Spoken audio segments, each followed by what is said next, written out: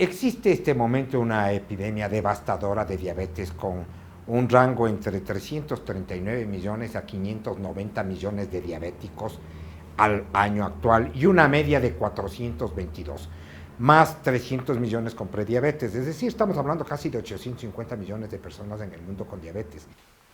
Comencé a sentir irritabilidad todo el tiempo, cansancio, todo el tiempo tenía sueño. Tomaba energizantes, tomaba café y cosas para darme energía, pero nada funcionaba. Tenía hambre todo el tiempo, pero por más que comía lo que comiera, igual seguía bajando de peso. Trabajando yo en Amazonía, empecé a perder mucho peso, empecé a tener mucha sed, a orinar demasiado, pero uno por la ignorancia nunca piensa que tiene diabetes. La gente empezó a decirme, ¿qué te pasa? Te noto mal, estás flaco, estás... Entonces yo decía, no, yo no siento nada. Y me preocupó. Es una enfermedad solapada, lenta, que aparece en forma así, incluso ocasional en cualquier examen de laboratorio, porque el individuo ni cuenta se dio. La diabetes es una enfermedad silenciosa que rápidamente se está convirtiendo en uno de los principales enemigos de los ecuatorianos. La diabetes se produce por una elevación constante de los niveles de glucosa en sangre. La glucosa es la principal fuente de energía del cuerpo. Hay dos tipos de diabetes, la 1, que afecta a niños y adolescentes, y la 2, que regularmente es hereditaria. Desde el rato que yo comí, se transformó en glucosa en la sangre, y esta glucosa de la sangre tiene que ser distribuida, y ahí es cuando aparece la insulina. La insulina, entonces, ¿qué es? Es una hormona que sale del páncreas a demanda. Si yo me comí un caramelo, el páncreas manda el taxi para el caramelo. Si yo me tomé una java de colas, el páncreas tiene que mandar una java de taxis para la java de colas. O sea, no hay pretexto que la glucosa suba.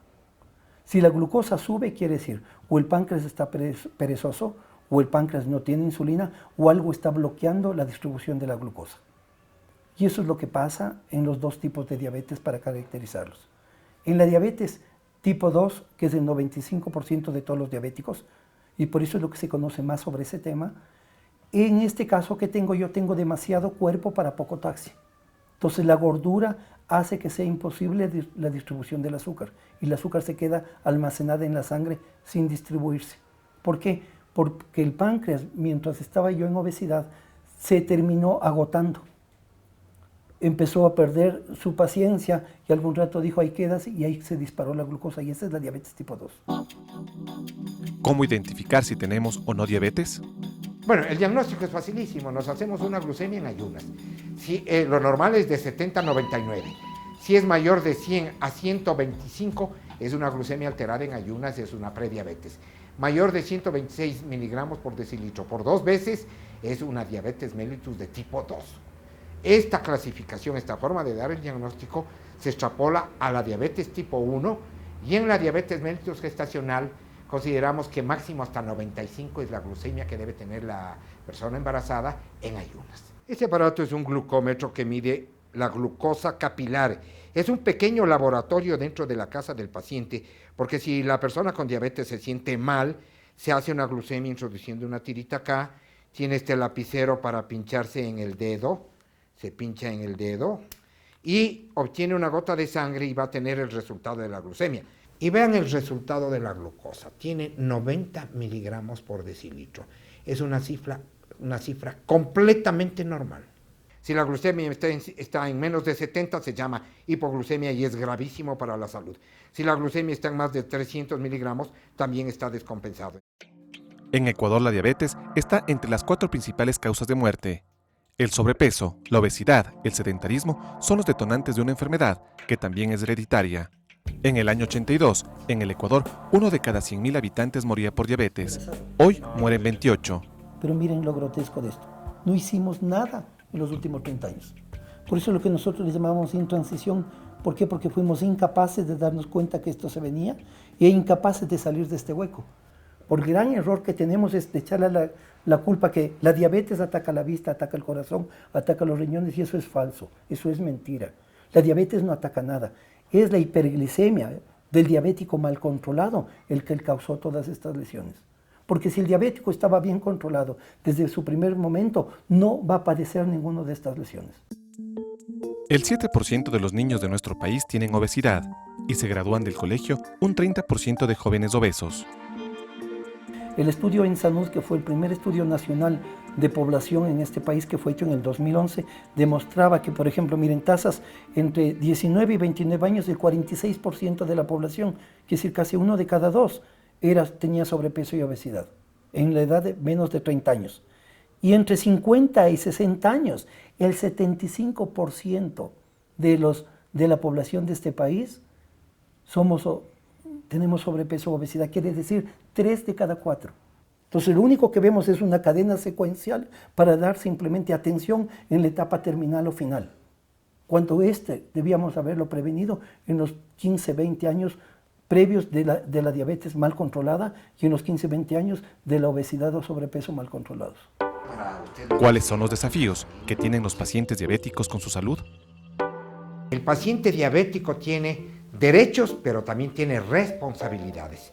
Es decir, la persona con diabetes tiene que hacer una dieta adecuada. Adecuada significa sin consumir azúcar blanco o derivados de azúcar blanco, ¿no? Todo lo que es repostería con azúcar, etcétera, etcétera. Y va a ser una dieta fraccionada con las 3 comidas principales: desayuno, almuerzo, merienda, y 2 colaciones, una en la mañana y una en la tarde, tomando en cuenta siempre 5 piezas de fruta durante el día. Esa es una de las obligaciones de la persona con diabetes, más caminar, trotar, bailar, jugar fútbol, nadar, el deporte que le guste y que le interese de acuerdo a su estado cardiovascular, que tiene que hacerle por lo menos 3 veces por semana, siendo lo ideal 5 veces por semana. Entonces la persona con diabetes está produciendo salud, está autocontrolada. El doctor Cristóbal Flores tiene 77 años y es un reconocido catedrático.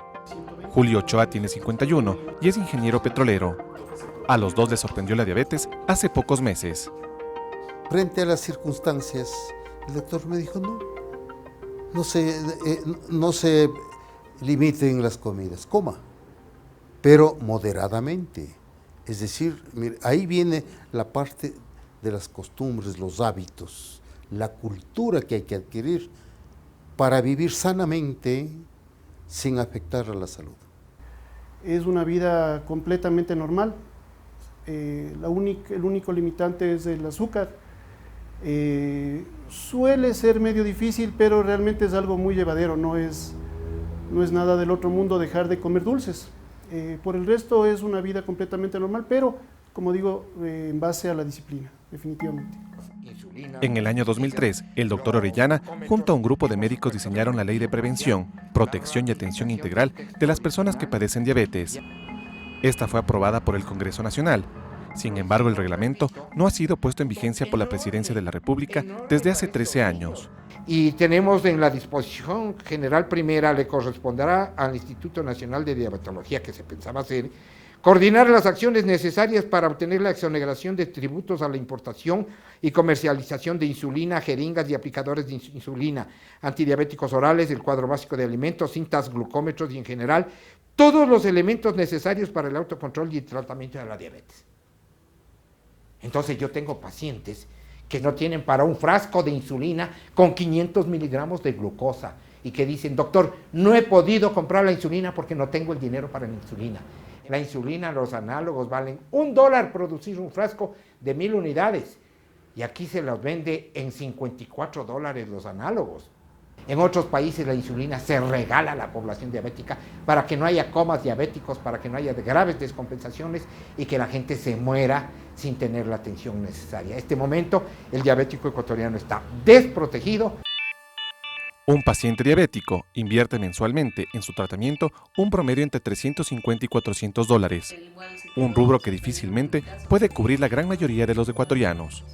Pediría al Estado que retome el tema de los medicamentos, de la insulina, por ejemplo, los insumos médicos que necesita un diabético en el cuadro básico de medicamentos, que fueron quitados en el anterior gobierno. Entonces, la solicitud que haría yo como paciente diabética y también haciendo un llamado a los jóvenes que tienen esta misma condición que yo tengo, es de alzar nuestra voz para pedir que se restituyan como un derecho estos medicamentos y estos insumos médicos, que es un tema de vida que necesitamos diariamente. Vamos a ser un colectivo fuerte, poderoso, que se haga respetar y que la población diabética y que un ecuatoriano diabético tenga su equipo para medir la glucosa, que tenga su educación diabetológica, estos CDs son libros de educación diabetológica, que tenga las herramientas para estar educado y informado y no fallezcan, ni ciegos, ni amputados, ni con problemas. La próxima semana, la diabetes tipo 1, historias de lucha y esperanza de niños y adolescentes que le hacen frente a esta enfermedad.